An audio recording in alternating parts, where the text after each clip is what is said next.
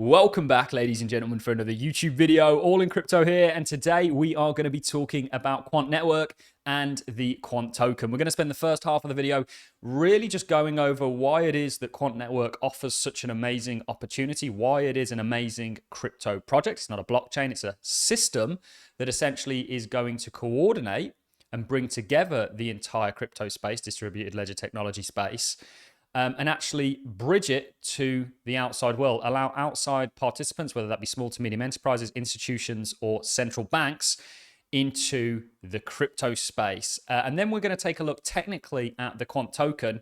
We were talking about a bit of a fire sale that was going to occur when we were around about that $100 mark and said, look, you're going to get it cheaper. It did subsequently get cheaper, and it now may be on the precipice of turning around. We're going to be looking at it from a technical point of view towards the end of the video and looking at a technical pattern that may suggest this. But I want to start the video off with talking about Quant Network, why I'm so excited about it. We're going to be playing a clip of one of the Quant team actually extending on interoperability and why it's so needed from a kind of commercial point of view. Scalability is not necessarily the problem.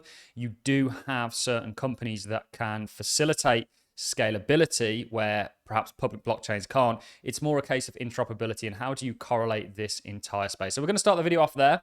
Of course, we'll be recapping a little bit on what Quant Network is, but I want to just start off with this sentiment. We're very lucky with Web3 that we have Web2 to compare it to. And if you look at some of the largest, and we've often compared Quant with these companies, the largest companies of today, Google, Microsoft, whatever it may be, they were all innovators in the Web2 space. When Web2 initially came out, it was kind of siloed, similarly to how you see the crypto space siloed today. You've got all these different blockchain projects, you had all these different websites that you couldn't go to one place to essentially be able to utilize them all and search them all if we use the search engine analysis, or perhaps Apple's App Store is a better analysis. That essentially is what Quant Network is in a Web3 fashion. It is truly innovative, and we are people who have been in the blockchain space for a long time, and when we spot something that we can see real world use case for and a product market fit like Quant Network, then we get very excited about it. And Chainlink was something that financially changed my life, being an early investor in, and potentially today Quant Network is offering the same opportunity for tomorrow. Quant is positioned to be a key part of how the global digital transformation takes place and how the real world actually interacts with the crypto space. They also do solve the issue of interoperability, which has been a real pain point. They recently released their Quant Smart Audit protects enterprises. This is very interesting because right now, and to bring up a bit of a taboo word again, Chainlink's co-founder actually came out today talking about the fact that most bridges are absolutely not secure. And there's been $4 billion that has been lost in regards to bridge hacks. This is not going to fly when it comes to real world institutional applications. And Quant potentially facilitates that and gets rid of that through their security audit. You know, you've got to think right now, not only is the crypto space siloed and the ecosystems, and there are players like Chainlink, like Quant that are looking to solve this, but the actual crypto space is siloed from the traditional institutional world. And Quant is providing, through their overledger system, a way for people to essentially plug into their API and to access and utilize the entire crypto space.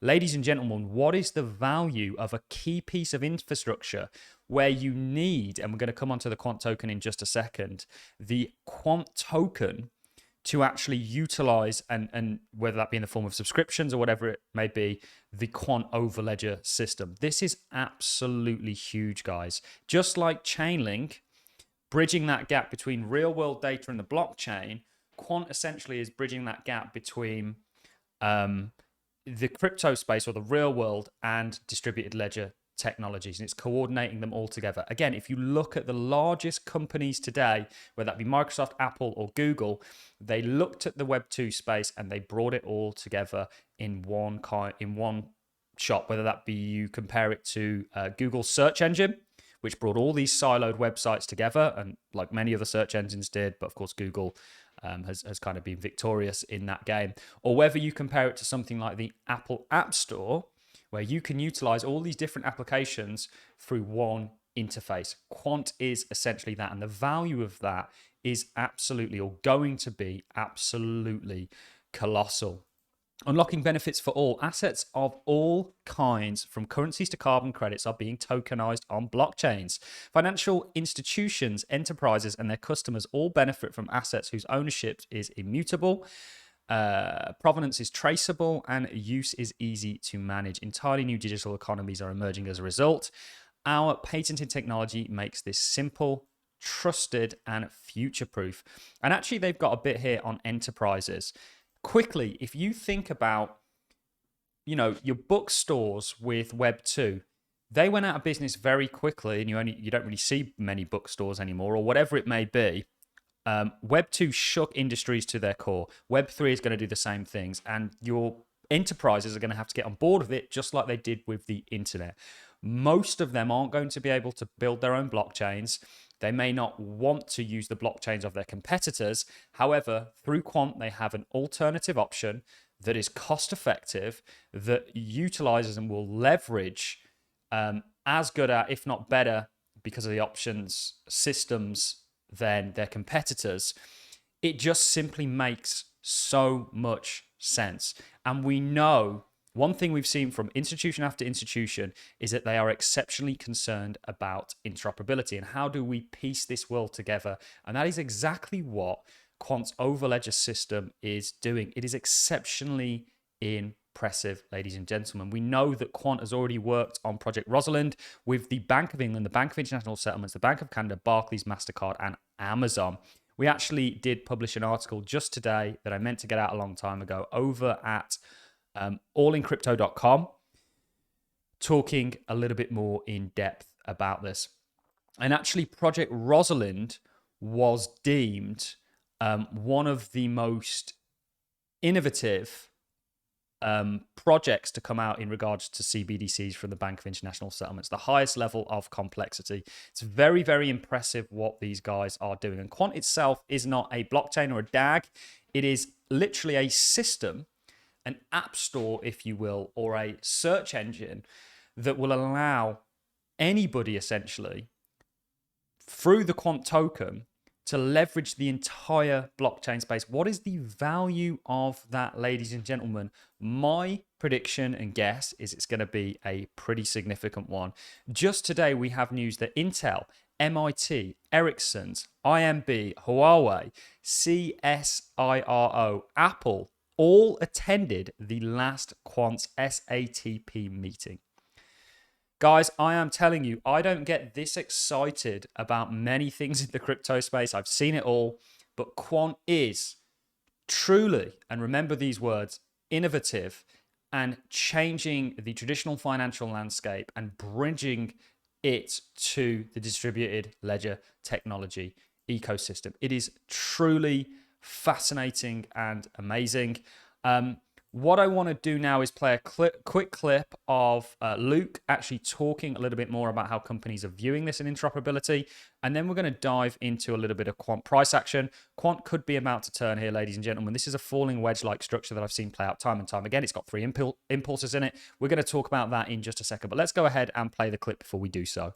And you talk a lot about interoperability in the corporate world because you have not only blockchain to connect to, but also databases from like company information, right?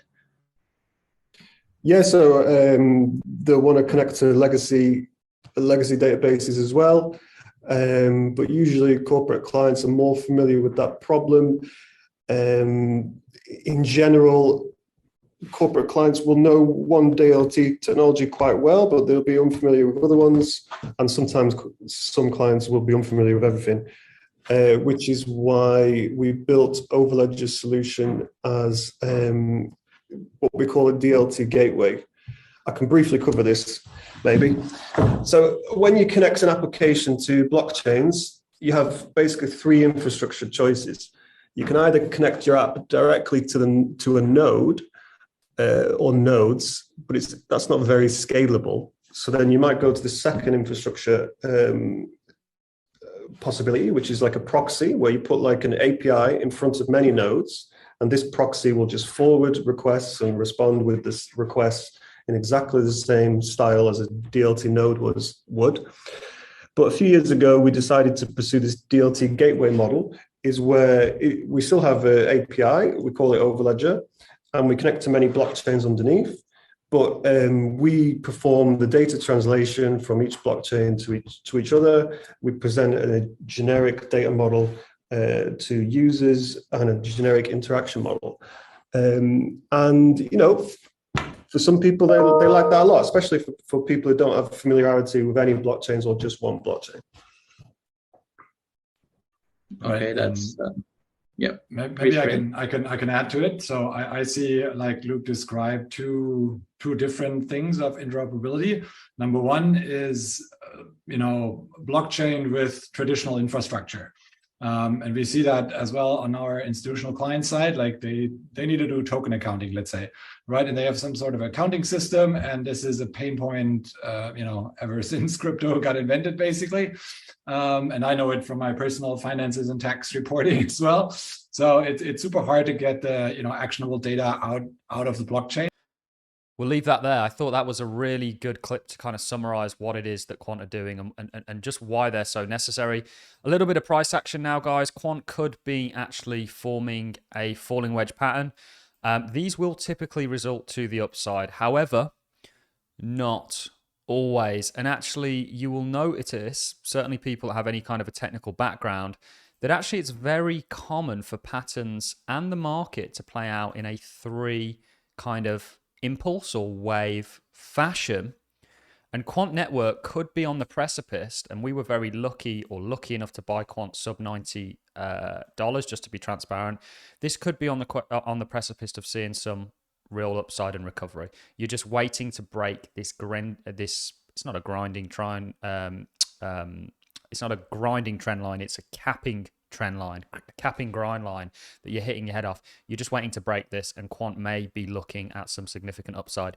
These kind of three impulsive falling wedge patterns play out all the time. Actually, we got some great trades on these back in 2021. We got some great trades on them more recently than that. But just to use Cardano as a bit of an example and talking about this kind of three wave impulse, this was one that we traded live on Cardano. All our receipts and everything are on our Twitter. If you're not already following me on Twitter, guys, please do consider jumping over to realallincrypto.com. Don't forget to come and give our website a check out as well. We're one of the few media outlets that actually cover blockchains like Quant. But you can see here again, you've got this kind of three wave impulse into a breakout. Actually, Quant is setting up to do that right now, ladies and gentlemen. And we are going to make that call on this channel. I'll be posting this on Twitter so people can go ahead and follow along with whether we're right or wrong on this call. We don't hide any of our wrong calls. It's very common that you pop out the kind of bottom, you put in a marginally lower low. Ultimately, then you revert and you look for that upside. So Quant could be heading back to nearly $200. Depending on how this pattern plays out and depending on how the broader cryptocurrency market reacts. But we are buyers of Quant, we're accumulators of it, and we're here to share what we think is an opportunity with you. On that note, I'm going to love and leave you. Don't forget to smash that like button. A comment is always appreciated, and make sure you smash that subscribe button because we are close to 500,000 subscribers, or 50,000, I should say. We will get to 500,000 eventually, and I'll see you all in the next one. Thanks for watching, guys. Catch you in the next.